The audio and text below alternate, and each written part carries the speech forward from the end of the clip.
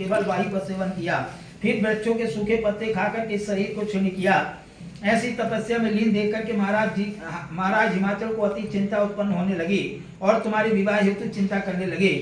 इसी सुअवसर पर महर्षि नारद जी उपस्थित हुए। राजा ने हर्ष के साथ महाराज जी का स्वागत व पूजन किया और उपस्थित होने का कारण जानने के इच्छुक हुए।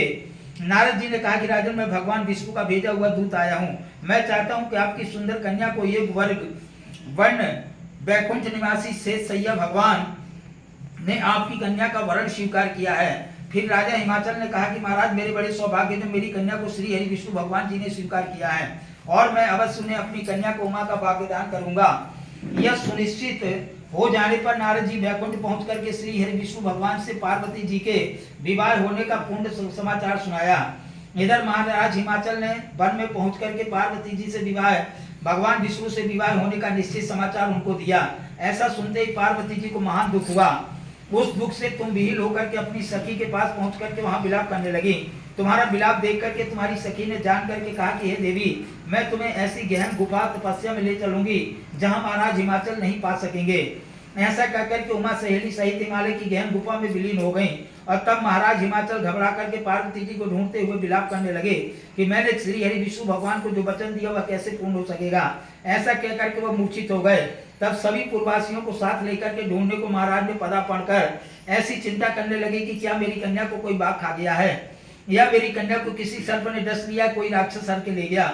उस समय तुम अपनी सहेली के साथ गहन गुफा में पहुंच करके बिना जल बिना अन्न के मेरे व्रत को आरंभ करके नदी की बालू का लिंग स्थापित करके विधिवत पूजा कर रही थी। पुष्प मालों से पूजा करने लगी। उस दिन भाद्रपद मास तृतीया शुक्ल पक्ष हस्त नक्षत्र युक्त था।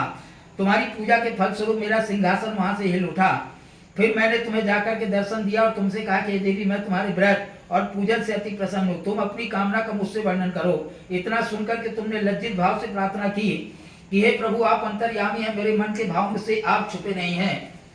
मैं आपको पति के रूप में चाहती हूँ। इतना सुनकर के मैंने तुम्हें एवं इच्छित पूर्ण वरदान देकर के वहां अंतर ध्यान हो गया। इसके बाद तुम्हारे पिता हिमाचल मंत्रियों सहित ढूंढते ढूंढते नदी तट पर मारे शोक के मूर्छित होकर के गिर पड़े। उस समय मैं सहेली के मेरी बालू की मूर्ति विसर्जन करने हेतु नदी तट पर पहुंची थी। तुम्हारे नगर निवासी मंत्रीगण हिमाचल सहित तुम्हारे दर्शन कर अति प्रसन्नता को प्राप्त हुए और तुमसे लिपट लिपट करके रोने लगे और बोले कि हे उमा, इस भयंकर वन में तुम कैसे चली आई बेटी, जो कि अति भयानक है, जहाँ सिंह व्याघ्र जहरीले भयानक सर्पों का निवास रहता है, जहाँ मनुष्य के प्राण संकट में हो सकते हैं। इससे हे पुत्री, इस भयंकर वन को त्याग करके अपने गृह को प्रस्थान करो। पिता के ऐसे कहने पर तुमने कहा कि पिताजी, आपने मेरा विवाह श्री हरि विष्णु भगवान के साथ करना स्वीकार किया। इससे मैं इसी वन में रह करके अपने प्राणों को यहाँ विसर्जन कर दूंगी।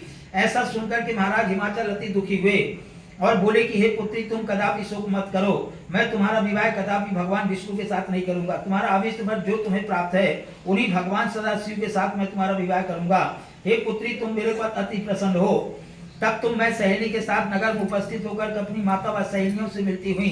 कुछ समय के बाद सुमुहूर्त में मेरा विवाह वेद विधि के साथ महाराज हिमाचल व महारानी मैंने मेरे साथ करके पूर्ण कार्य किया। हे सौभाग्यशालिनी, जो सहेली ने तुमको हरण करके हिमालय की गहन गुफा में रख करके मेरा तीज का व्रत धारण किया था, इसी से इस व्रत का नाम हरितालिका पड़ा और यह व्रत सब व्रतों का व्रत राज हुआ। इस प्रकार सुनकर के माता पार्वती जी ने कहा कि हे प्रभु, आपने मिलने की सुखद कथा सुना करके मुझे तो अति प्रसन्न किया, पर इस व्रत के करने का विधान व इसका फल मुझे नहीं सुनाया।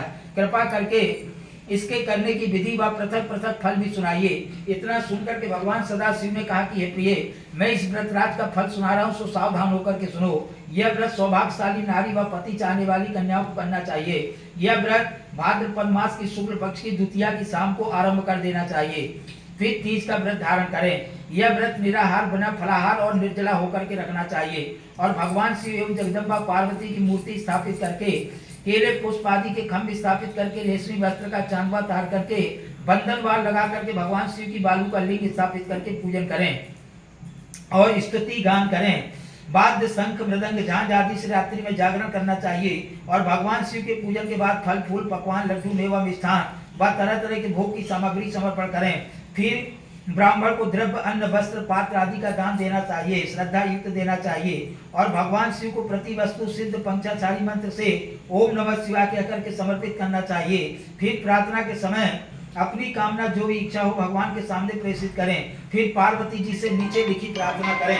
जय जग की माता, जय जग की माता मेरी भाग्य विधाता, तुम हो पार्वती सी प्यारी, तुम हो दाता नंद पुरारी, सतो सतो मेरे तुम्हारी जय हो आनंदाता। जय जग की माता मेरी भाग्य विधाता, इच्छित भर मैं तुमसे पाऊं, भूल चूक को दुख न उठाऊं, भाव भक्ति से तुमको पाऊं, कर दो पूर्ण बाता। जय जग की माता मेरी भाग्य विधाता।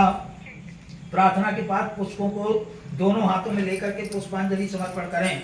फिर चतुर्थी को शिवलिंग किसी नदी या तालाब में विसर्जन करने जाएं। फिर 3 ब्राह्मणों को भोजन करा के उनको दक्षिणा दें। इस प्रकार यह व्रत पूर्ण करने से नारी सौभाग्यवती होती है, वह धन और पौत्र